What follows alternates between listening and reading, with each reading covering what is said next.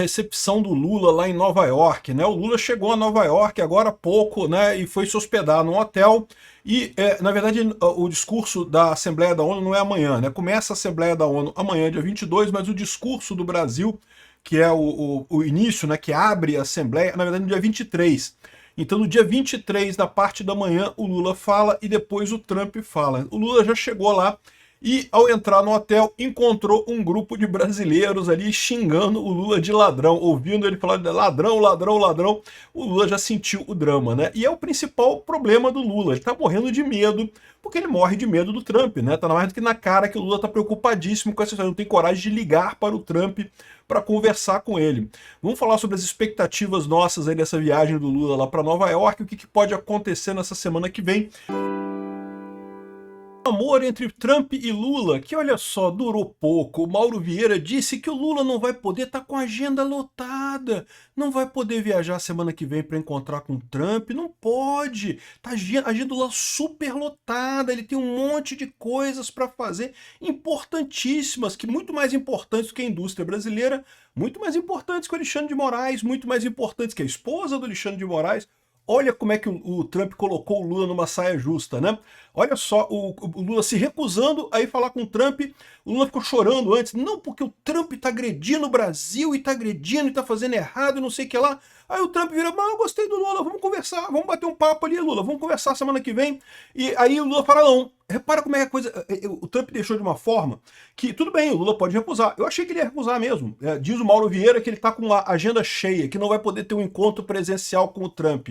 É lógico que ele pode recusar esse tipo de coisa, mas no final das contas fica parecendo que ele é um covarde, né? Ou seja, se você reclama que o cara tá atacando você, que tá fazendo coisa injusta, você se recusa a ir lá conversar com ele, que história é essa? Como é que funciona isso então? Então o seu caso não é tão urgente assim, né? Com essa parada, o Trump matou toda a choradeira que o Lula estava querendo fazer na imprensa internacional, dizendo que o Trump está atacando o Brasil e coisa e tal. Não tá, pô, você não quer conversar com ele, porque no mínimo não é tão importante assim, não é mesmo? A entrevista do Barroso no Roda Viva. O Barroso teve lá no Roda Viva. Sim, ainda existe o Roda Viva, cara. Ninguém mais assiste.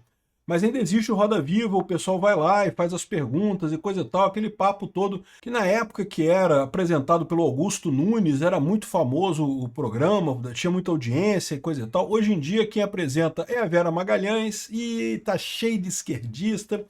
Enfim, mas o interessante dessa conversa do Barroso no Roda Viva foram duas coisas. Primeira coisa que deu para ver que o cara sentiu, meu amigo. O cara tá apavorado com a possibilidade de sofrer sanções Magnitsky. Ele próprio fala que tem muita ligação com os Estados Unidos, a gente sabe que ele tem patrimônio lá nos Estados Unidos, então ele está muito preocupado com isso, né? E a outra situação é que parece que ele está disposto a aceitar a anistia. Então ele falou, olha, seja lá o que o Congresso faça, a anistia pode passar pelo STF. É aquilo que eu falo para vocês, a solução deste problema é esse. É o Congresso aprovar a anistia mesmo, ampla, completa e restrita, livra todo mundo, acaba com essa bagaça idiota que o Alexandre de Moraes inventou. E o STF vai ter reclamação, o Alexandre de Moraes vai votar contra, né? Não tenho dúvida. O Gilmar Mendes, eu não sei não, tá? O Gilmar Mendes, eu não tenho certeza. Ele tá muito macho, né? Tá criticando muito o Trump e coisa e tal, mas eu não sei se na hora H ele vai votar a favor mesmo. De qualquer forma, a anistia vai acabar passando pelo STF, não pelo Alexandre de Moraes, mas pelos outros ministros. Vamos entender essa entrevista aqui do Barroso, porque ele falou um monte de coisa interessante aqui que mostra que o cara tá percebendo o tamanho do buraco que eles se meteram. Derrubada do site do Barsi de Moraes, né, que é o escritório de advocacia do Alexandre de Moraes, na verdade é da esposa do Alexandre de Moraes, da Viviane Barsi de Moraes, e isso mostra muito bem aquilo que eu falei para vocês, né? O Alexandre de Moraes em si, ele sente muito pouco essas sanções da Magnitsky, porque ele não tem muito negócio no nome dele, não tem nada no nome dele. O salário que ele recebe é um salário grande para mim, para você, para a maior parte dos brasileiros, mas para ele, para quem é rico, né, 40 mil por mês, às vezes é lixo, né, não serve para nada, né? Então, ou seja, ele não se sentiu afetado pela Magnitsky. No que a Magnitsky pegou a mulher dele e o escritório de advocacia, a coisa fedeu.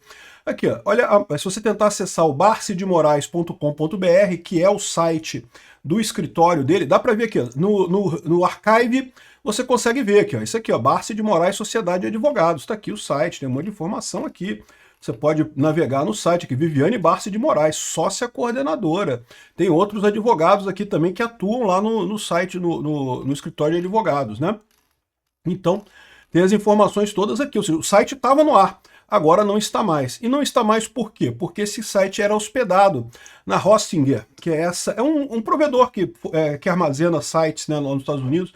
Eu uso um também, não é esse daqui que eu uso um outro, mas é porque é muito mais barato lá do que aqui no Brasil. Aqui no Brasil é tanto imposto que o pessoal cobra que não vale a pena você manter site aqui no Brasil. É muito mais barato você manter site no exterior. E aí, o pessoal mandou aqui, ó, o Rodrigo Maciel está falando aqui que alguém mandou um e-mail para o site aqui, para o Hostinger, avisando que, olha só, eles estão usando vocês e eles são sancionados na OFAC. Tem que cancelar. E o pessoal cancelou imediatamente, meu amigo. O secretário de Defesa, ou secretário da Guerra, né, o Pete Hegseth, que convocou uma reunião com cerca de 800 generais americanos. É a maior reunião desse tipo que foi convocada pelos Estados Unidos em sua história. O que está acontecendo? Qual que é o propósito do Pete Hegseth? Será que ele quer fazer algum alinhamento apenas lá do exército americano, das Forças Armadas Americanas? Ou ele está preparando as Forças Armadas Americanas para uma guerra, né? Muita gente imagina que os Estados Unidos estão se preparando para invadir a Venezuela. Vocês sabem, eu tenho um outro canal chamado Mundo em Revolução, em que eu acompanho a situação na Ucrânia, em Israel e também na Venezuela. Então eu tenho acompanhado o que está acontecendo lá na Venezuela diariamente e a impressão que dá é que os Estados Unidos vão invadir a Venezuela mesmo, vão fazer algum tipo de operação lá. Não está muito claro qual operação especificamente que vai acontecer, mas parece que vai acontecer alguma coisa assim.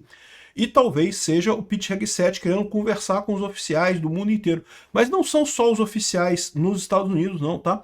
Vieram oficiais de todas as bases americanas ao redor do mundo. Aí levanta-se outra possibilidade. E se for algo ainda mais sério? Vocês sabem, o Trump é muito amigo do Putin, estava querendo acabar com a guerra da Ucrânia, sacaneando a Ucrânia, entregando todos os territórios que a Rússia invadiu ilegitimamente na Ucrânia para a Rússia, e não deu certo. Mesmo assim o Putin não queria parar essa guerra, e eu falei para vocês já que não tem como parar essa guerra, o Putin não tem como parar essa guerra. Sempre que a Rússia acaba uma guerra, ela acaba perdendo o governo acaba caindo, porque volta um monte de militar chateado e armado para Moscou, e Moscou cai. Isso é o que aconteceu 100% das vezes na história, né? Então o Putin não pode parar essa guerra e talvez o Trump esteja querendo forçar essa parada dessa guerra. Então pode ser isso. Pode ser três coisas. Primeiro, só um alinhamento qualquer, sei lá, que é acabar com homossexuais nas Forças Armadas.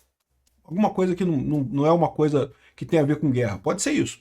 Pode ser outra coisa, pode ser a invasão da Venezuela. Ou pode ser a guerra com a Rússia. Qual dessas opções será?